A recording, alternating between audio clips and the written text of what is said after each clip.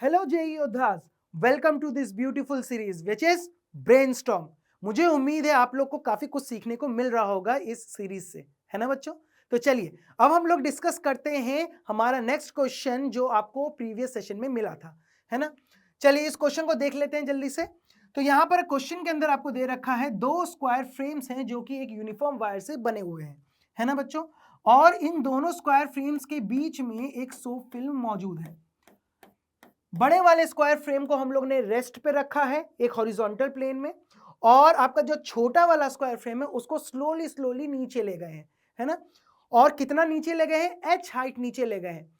उस h height नीचे ले जाने में, है ना, क्या होता है कि इस पे लगने वाला जो नेट फोर्स होता है वो जीरो हो जाता है एक पर्टिकुलर पॉइंट पे, राइट। और ये इक्विलिब्रियम स्टेट पर आ जाता है बच्चों, है ना। तो ये क्वेश्चन में आपको दे रखा है।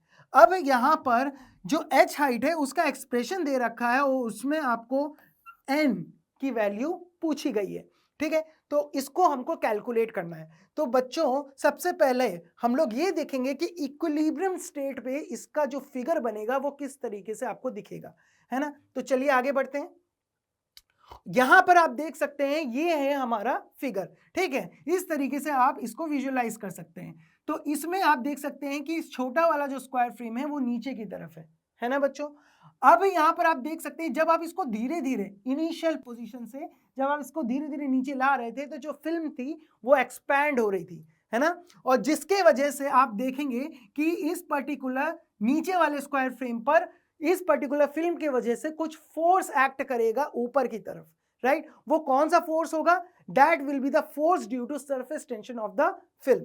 क्लियर हो गया सबको, राइट। अब ये जो फोर्स है इस पर्टिकुलर पॉइंट पर क्या करता है, इस स्क्वायर फ्रेम के वेट को क्या कर लेता है? बैलेंस कर लेता है, और नेट फोर्स जो होता है इस पर जीरो हो जाता है, राइट।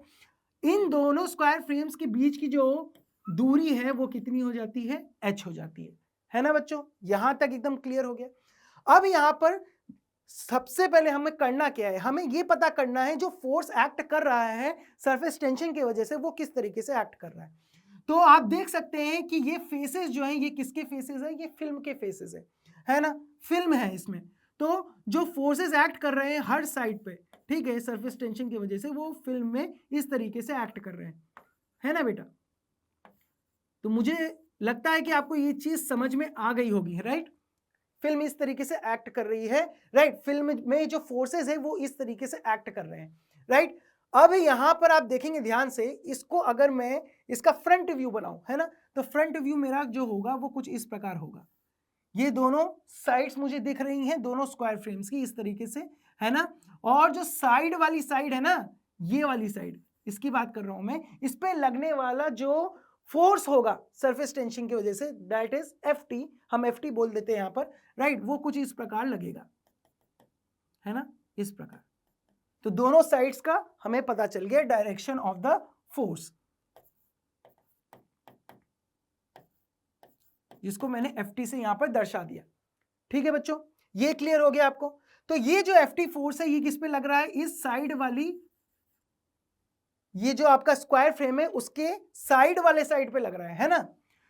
उसी तरीके से ये वाली साइड पे ये वाला Ft फोर्स लग रहा है ना। अब यहां पर आप देखेंगे उसी तरीके से ये वाली साइड पे भी लगेगा और ये वाली साइड पे भी लगेगा Ft फोर्स। अब यहां पर जो इस पर्टिकुलर स्क्वायर फ्रेम का जो वेट है वो तो नीचे है, राइट। तो इस पर्टिकुलर फोर्स Ft का जो वर्टिकल कंपोनेंट होगा ऊपर की तरफ वो क्या करेगा? बैलेंस करेगा इसके वेट को। तो अब यहां पर आप देख सकते हैं इस Ft के आप दो कंपोनेंट्स कर सकते हो, राइट। एक हो जाएगा आपका Ft कॉस थीटा, ठीक है, और एक हो जाएगा आपका Ft साइन थीटा। क्लियर? अब ये जो Ft साइन थीटा है यही हर साइड पे लग रहा है ना, इन हॉरिजॉन्टल डायरेक्शन, है ना, इस तरीके से। तो क्या हो जाएगा? वो कैंसिल आउट हो जाएगा, है ना, ये सब कैंसिल आउट हो जाएंगे इस तरीके से, है ना, इन हॉरिजॉन्टल प्लेन। लेकिन वर्टिकल वाले जो हैं वो क्या हो जाएंगे? एड अप हो जाएंगे, है ना बच्चों। तो अब यहां पर ये चीज आपको समझ में आ गई। तो अगर मैं यहां पर Ft डैश लिखना चाहूं, that is vertical force due to surface tension, so that will be equals to how much? That will be equals to 4 into Ft cos theta, clear हो गया सबको? ठीक है, 4ft cos थीटा, क्योंकि ft cos theta तो एक side के लिए हो गया है ना, और 4 साइड्स हैं स्क्वायर फ्रेम की, तो इंटू 4 कर दिया। यहां तक एकदम क्लियर हो गया। चलिए अब हम यहां पे बात कर लेते हैं ft की। तो ft कितना हो जाएगा हमारे पास? So ft that will be equals to surface tension into अभी आप यहां पर देख सकते हैं ये जो लेंथ है साइड की वो कितनी है, a है, इनटू अब सिंस यहां पर ये वायर फ्रेम है ना, वायर का बना हुआ स्क्वायर फ्रेम है, तो यहां पर आप जानते हैं कि जो फिल्म बनेगी वो कितनी बनेगी, 2 बनेगी, है ना, 2 लेयर्स बनेंगी फिल्म की, राइट। तो उसमें 2 फोर्सेस लगेंगे ft के, राइट। तो अब यहां पर हम क्या करेंगे, इसको 2 से मल्टीप्लाई कर देंगे, तो ft हमारा निकल के आ गया 2a into capital T, right. अब हमारा एक और टारगेट है cos थीटा निकालना, तो cos थीटा कितना होगा, तो इसको आप आसानी से निकाल सकते हो। यहां पर आप देखो ध्यान से, cos थीटा आपको निकालना है, तो ये हो गई बड़ी वाली साइड और ये हो गई छोटी वाली side of the both the square frames, है ना। तो अब यहां पर आप देख सकते हैं कि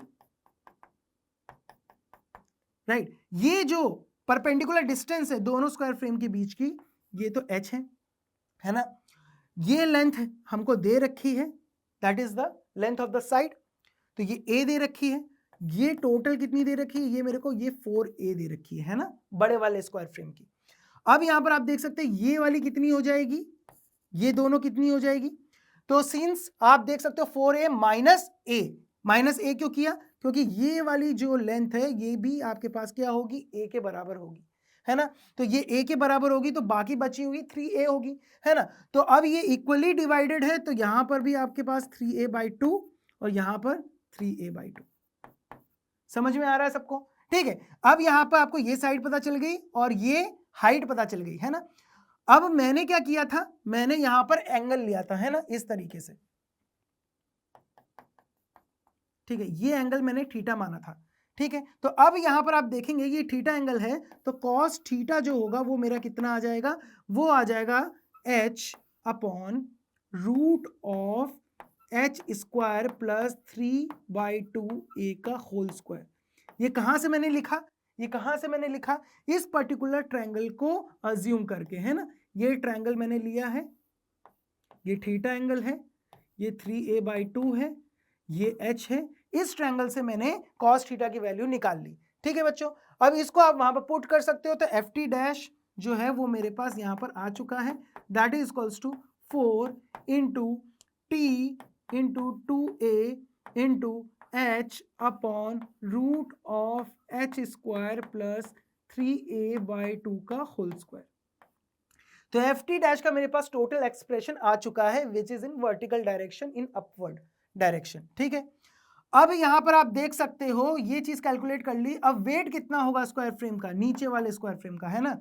सो W that will be equals to lambda into 4a which is the perimeter of the square frame into g। ठीक है, तो ये W आ गया मेरे पास।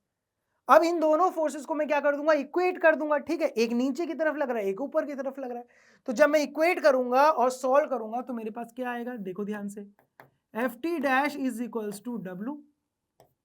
ठीक है, यहां ft डैश की जो वैल्यू हो जाएगी वो क्या हो जाएगी मेरे पास, 8a into T into H upon root of h² plus 9/4a² which will be equals to lambda into 4a into g।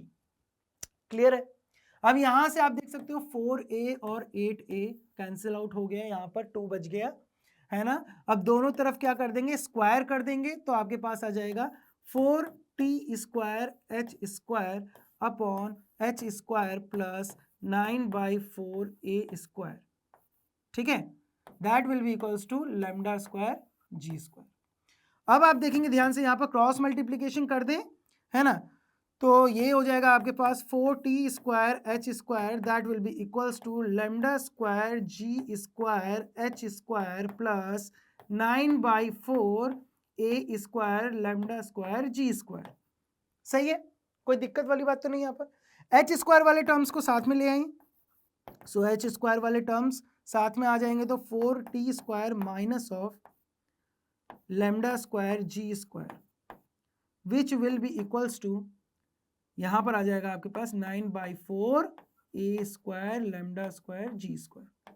अब आप क्या करेंगे, ये जो आपका पार्ट आ रहा है, ठीक है, मल्टीप्लीकेशन में h स्क्वायर से, उसको आप डिनोमिनेटर में ले जाएंगे और स्क्वायर रूट कर देंगे बोथ साइड्स।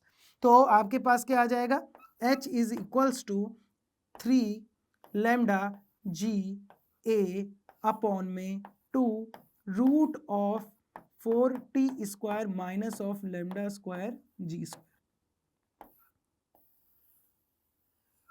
तो h का एक्सप्रेशन आपके पास आ गया।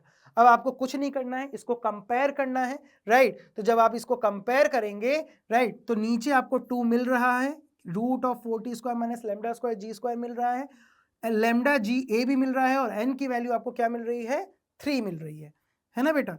तो ये हो जाएगी आपकी n की value. So n will be equals to 3। So the correct answer of this question is 3। समझ में आ गया बच्चों? तो मुझे उम्मीद है आपको सॉल्यूशन अच्छे से समझ में आ गया होगा, राइट। तो चलिए आप रेडी हो जाइए नेक्स्ट क्वेश्चन के लिए, that is your next question. Thank you.